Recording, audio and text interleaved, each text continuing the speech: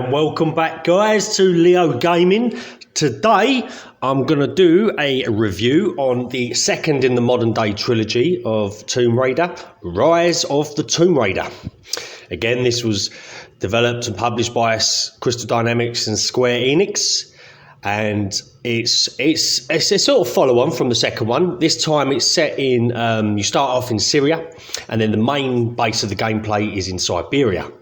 And you're basically looking for a sort of godly power called the Divine Source, which grants you immortal life. So yeah, this is a lot more varied gameplay in this one. The main protagonist is a man called Constantine and his sister Anna. Anna has a big part to play in the story. I won't give away any plots in case you haven't played it. Constantine comes across as like he's got very strong religious beliefs, but this game almost shows you how religion can make people crazy, basically, and their beliefs and their strong beliefs and how they behave and how they act and the atrocities they can think, all on the sake of religion and his belief that he thinks he's been touched and spoken to by God. But you know, it's a good story, good protagonist. He's quite believable. And again, obviously, you play Lara Croft, and it's a great story. I've got to admit, it's a great story, great follow-on. It does reference back to the first game quite a bit in visually or in the cinematic cutscenes or even during gameplay.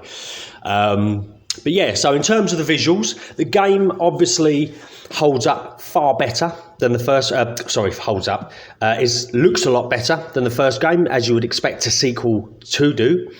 And I like the first game. I would admit I played this on the Series X, and the graphics again still hold up so well compared to even some of the games now. They've done such a great job with the visuals of this game. It's actually quite surprising. The more you play it, the more you realise, Jesus, they actually done a really good job at this. So yeah, the visuals are absolutely stunning. You know, the sort of Syria visuals, the sort of deserty wasteland, you know, the deserts, the sort of more sort of desert caves and ruins, and then you've got Siberia, the snowy area, and just really, really good the way they've done it.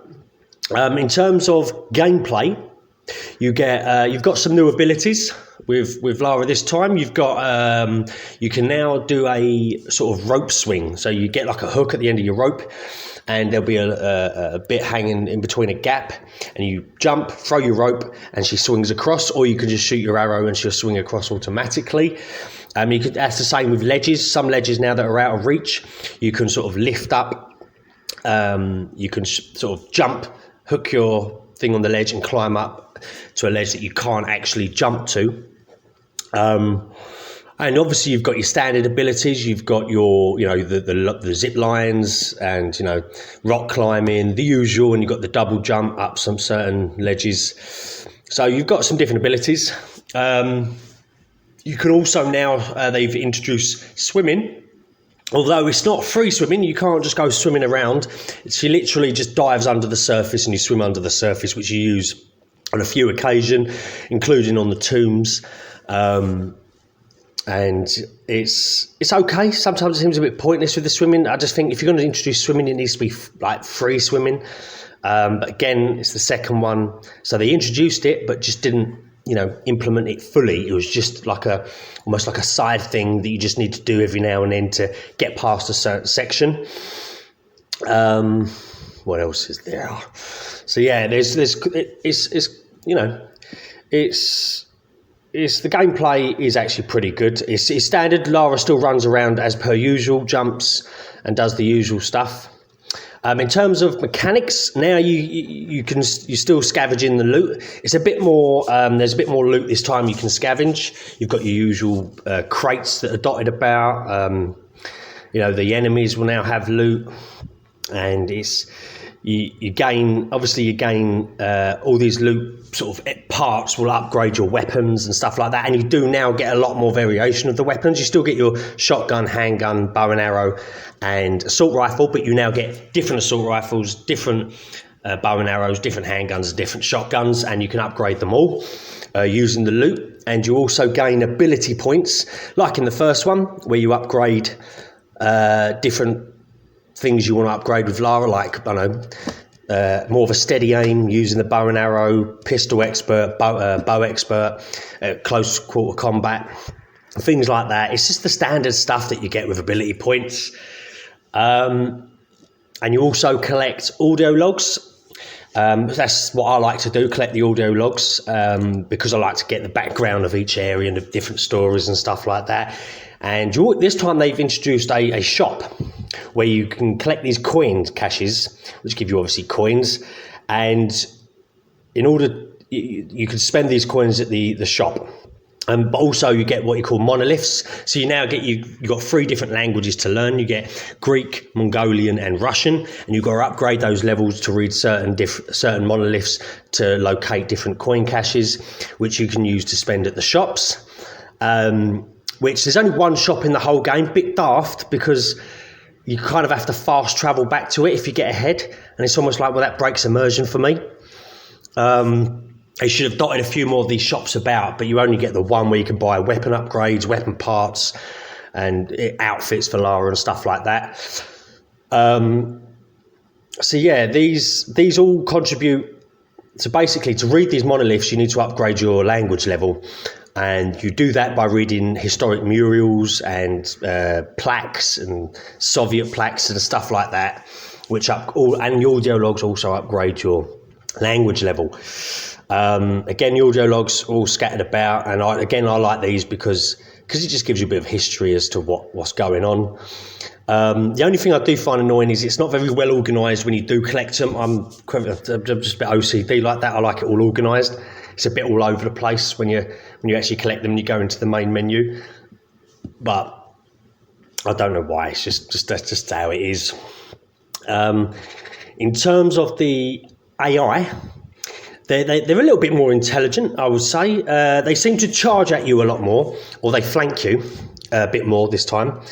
Obviously, you've got your usual enemies. You've got, the ones that charge you. There's various different enemies, actually. There's sort of the supernatural enemies that are already touched by the divine source, and the way they die is slightly different to how a normal human dies. Again, I'm not going to give too much away. It all looks good. Again, this is a very story-driven game, which is good. I do like that. I love a story-driven game. To me, this is Xbox's. Well, it's not exclusive to Xbox, but this is the only closest I can get to an Uncharted game, considering I own an Xbox. I mean, if I would love to play the Uncharted series, which I have in the past, but this is the closest I can get by playing the Tomb Raider games, because obviously this is where it gains. Uncharted is where Tomb Raider gains its inspiration, which is obvious, and you'll see that. So yeah, the enemy AI a bit more intelligent. They just felt like they charged at you a little bit more on this game. So you're definitely using that close quarter combat a lot more. Where you're hitting them with your pickaxe, and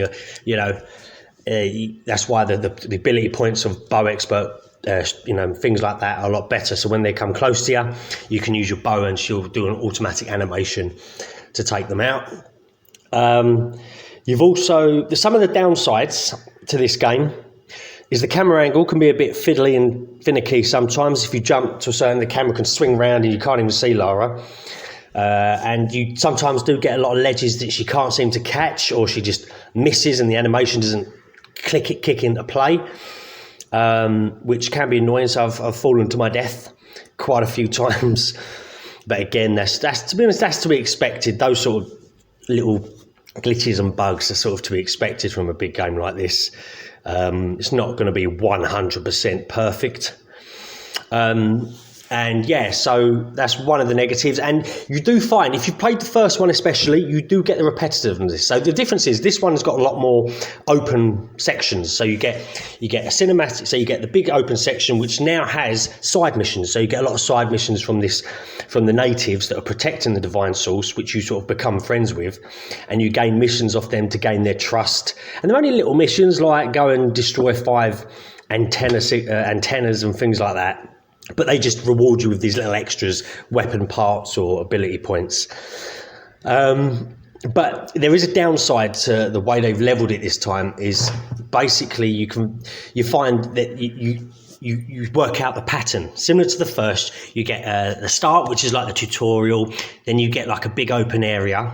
Once you've done all you can in this big open area, you get a cinematic, interactive cutscene, which is like a big, thing. And then you're in the next. It's almost like they use that to transition from each area, which is good, fair enough. But you sort of notice it more during the second one.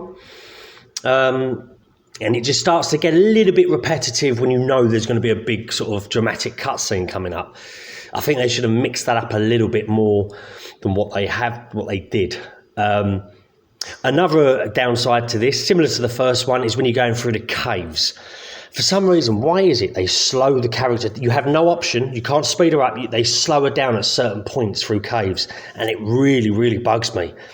Especially if you know where you're going. And that she just slows down and starts walking and you can't speed her up. They did it in the first one as well, and it's just annoying. It's like they take the control away from you. You're in the cave, you're stupid, you cannot run. It's like, I'm not stupid, it's a game. At the end of the day, if I want to run through the cave, I know where the hell I'm going, sort of thing. And it's almost like they're treating you like a child. Oh no, slow down here, slow down here. That is such an annoyance for me. Just taking that control away from you. But yeah, I mean, apart from that, it's like I say, you're working with this group. There's a lot more different scenarios in this one. You get locked up, and they've added some certain little different aspects to the way you play the game. The tombs now are a lot more complex, which is better. Again, they reward you with like an ability that technically is what they call a codex, which was written by the natives or the prophet, and it's it just rewards you with like an ability from the land. You'll know what I mean when you play it. It's like an ability from the land sort of thing. But the actual tombs are a bit harder this time, which is much better, because at the end of the day, the game is called Tomb Raider. So it's quite funny though. It's there's a lot of things you can nitpick at this game, but I really enjoy it. You get tombs, and you also get crypts now. Crypts are like just little caves where you run around a little bit, find your way in. It's like a coffin, giant old school stone coffin that you open, and it gives you an ability point. So you got crypts and tombs now. Again, you get some wildlife, you get the exotic animals around. But yeah, it's a good game. So I would suggest you go and buy it. Again, this is the 25th anniversary review for the second game. I will be doing the third game in about a week, because I've got to play through it first. And yeah, it's really good. I just want to say, please don't forget to hit the like and subscribe buttons. And I hope you enjoy my channel, because I'm trying to build up a fan base. And I will see you soon. Love.